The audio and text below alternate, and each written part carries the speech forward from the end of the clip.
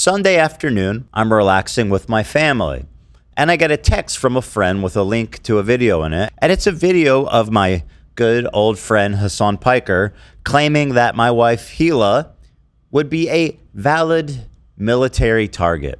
Let's take a look. DFLP, PFLP, or even former Fatah militants. Okay, it is perfectly legal, perfectly valid, and perfectly moral. Okay, 100%. This is not like this is not a gray area. This is black and white.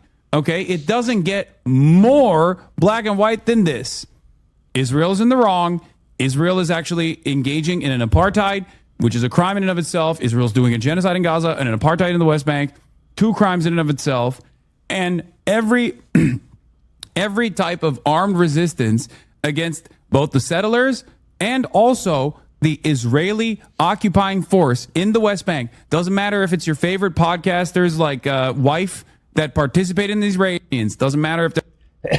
So Hassan has been trying to claim that he meant only people during the raid would be legit to exact violence on it. But even if it's true that that's what he meant, why is he making it sound like she escaped justice? Wouldn't that justify a form of justice catching up to her? Right? It's something she has coming, right? Why even include a specific person who hasn't served in the military in 20 years? Why does he mix up past and present tense while he's discussing this? You know, is this a responsible use of his words and his platform? Don't you think that even if what you're saying is true and you meant only people on that raid would deserve violence, that invoking a specific person is really appropriate and true? And doesn't that have the risk for provoking the craziest people in your audience to think that maybe it would be a good idea to kill my wife?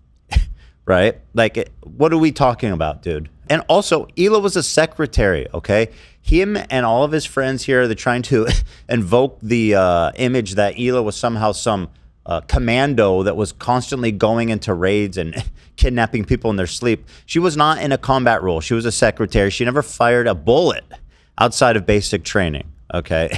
And Hila is what these people always dream about. She's an Israeli Jew that left Israel. She's an American citizen of 15 years now, a mother of 3.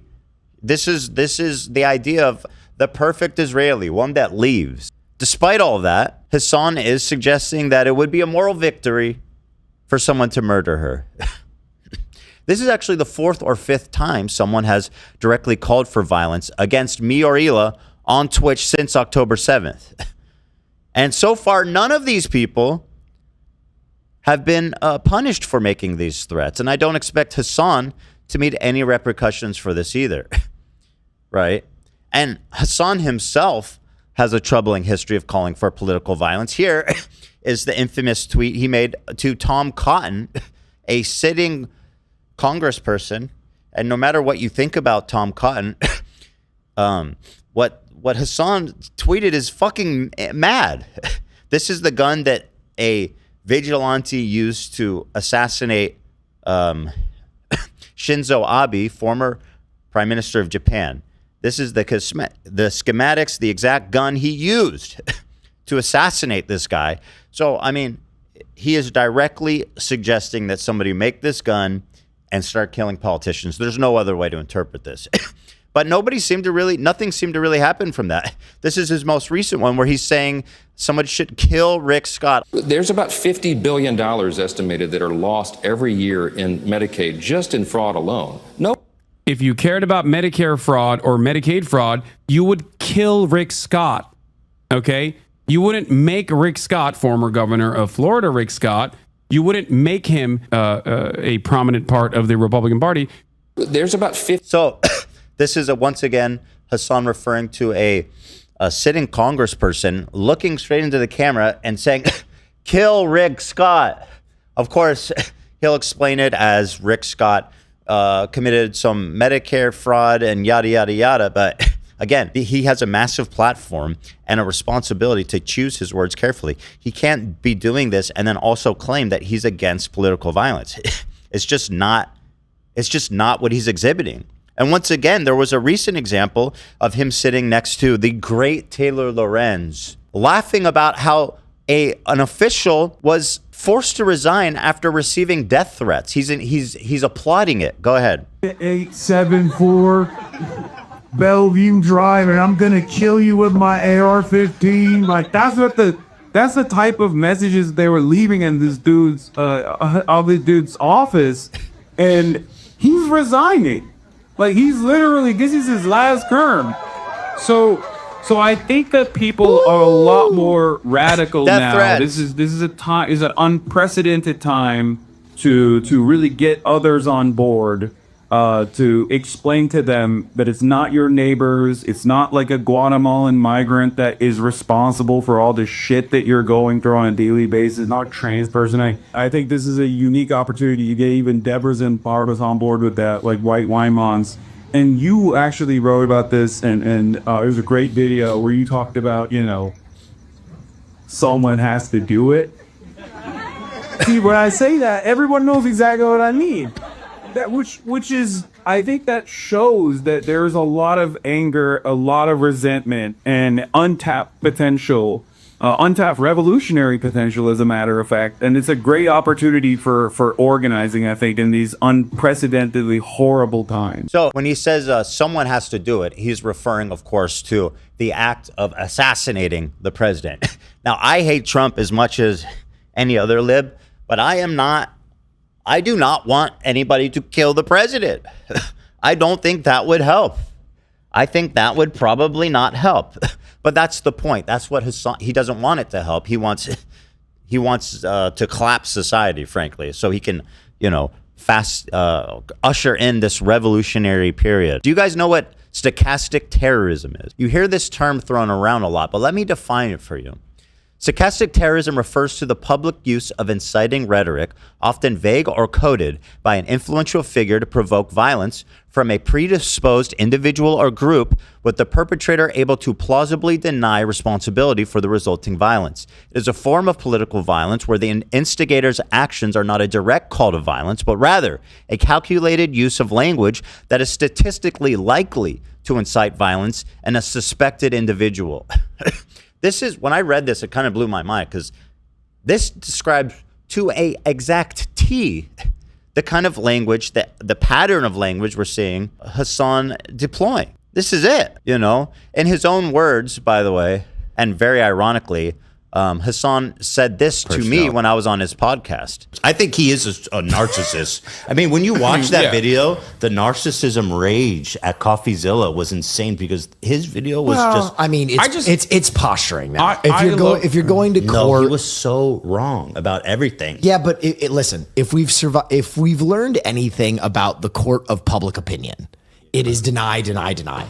If you let on any kind of, I should apologize for this, then the mob, then the horde has something to latch their teeth into. If you go with the Donald Trump school of medicine, no, you're simply wrong. What do you think you see in court? People go, oh, there might be something to that. Yeah, you deny, you deflect, and then you counterattack the person who launched this investigation on you. And you try to claim that there's a hidden bias there. And most lizard brain dipshits who love you unconditionally will go, oh, finally I have an out to defend this person, right? Personality disorder. Even when he told me that, I was thinking in my head, you've thought a lot about this. I haven't thought about it this, that deep.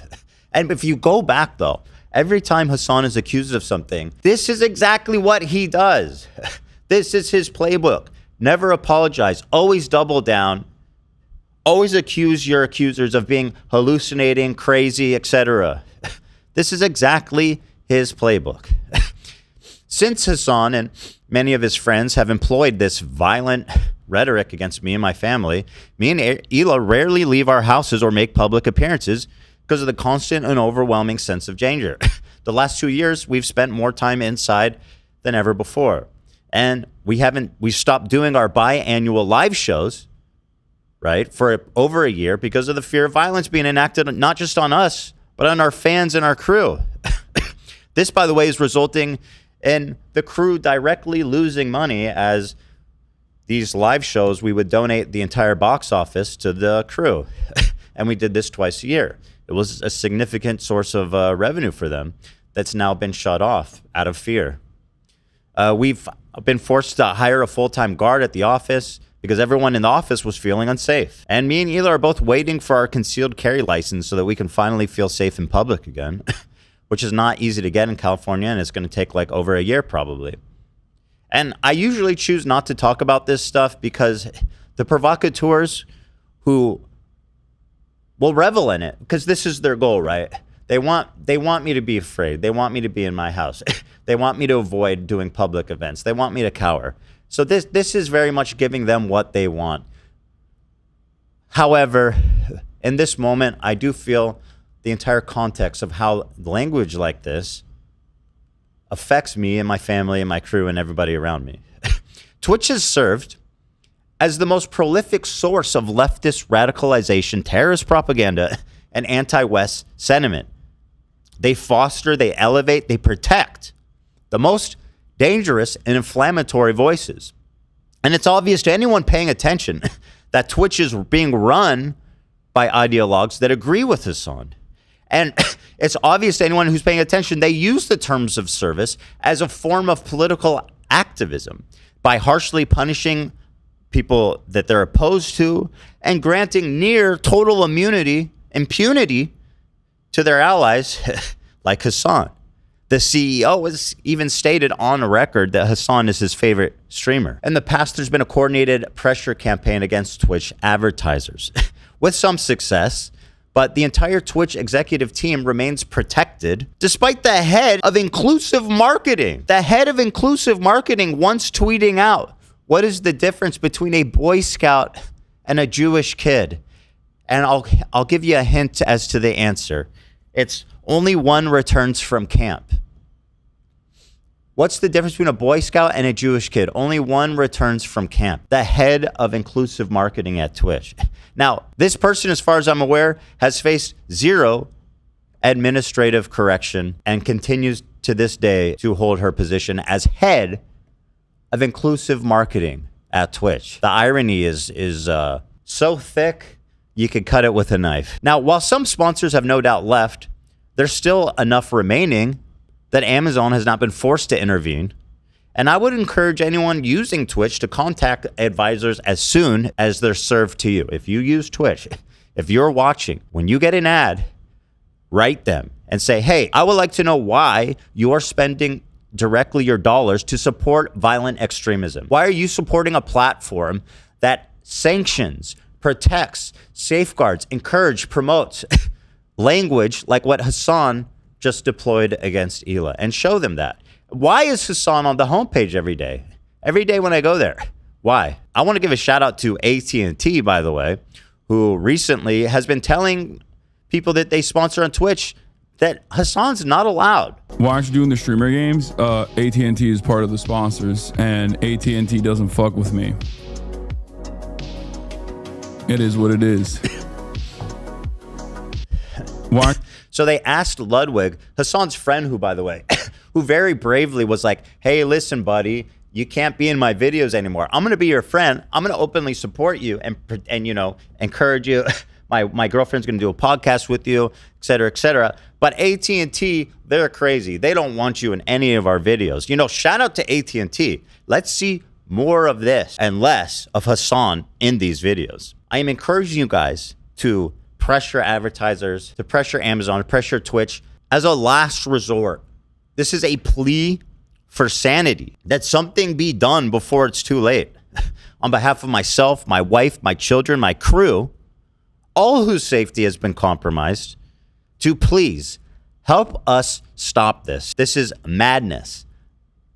Thank you.